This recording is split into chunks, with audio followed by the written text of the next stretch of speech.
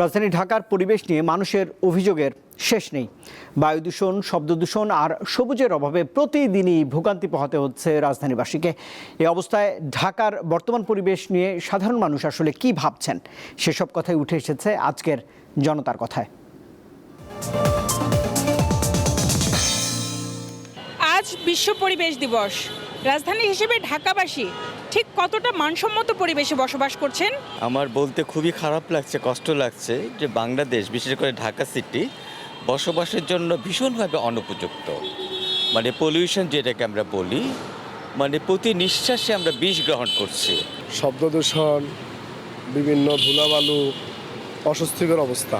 যানবাহনগুলো আছে, এখান থেকে কালো ধোঁয়া এবং এখান থেকে যে নিঃসৃত কার্বন, এটা পরিবেশটাকে আরও বেশি উত্তপ্ত করতেছে। রাস্তাঘাটে হাঁটাচলা করলে চারিদিকে পানি, ময়লা আবর্জনা, দুর্গন্ধ এটা ভরাই থাকতেছে। পৃথিবীর তাপমাত্রা দিন দিন যেভাবে বাড়ছে বা জলবায়ুর যে পরিবর্তন, হঠাৎ দেখা গেল যে একটা রেডিক্যাল চেঞ্জ আসে যায়, যেমন তাপমাত্রা খুব বেশি বেড়ে যায়, আবার যখন বৃষ্টি শুরু হয় হঠাৎ খুব বেশি বৃষ্টি হয়। অর্থাৎ আবহাওয়া এবং জলবায়ুর মধ্যে একটা অস্বাভাবিকতা লক্ষ্য করা যায়।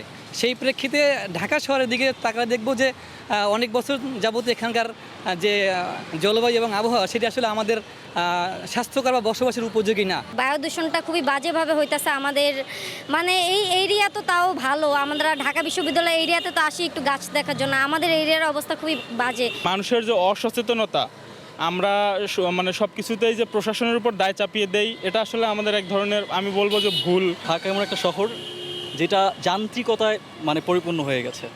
সো ইট পাথরের এই শহর যদি আমরা আরেকটু বসবাসযোগ্য, আরেকটু গ্রিন করতে চাই, আমাদেরকে প্রচুর পরিমাণ বৃক্ষরোপণ করতে হবে।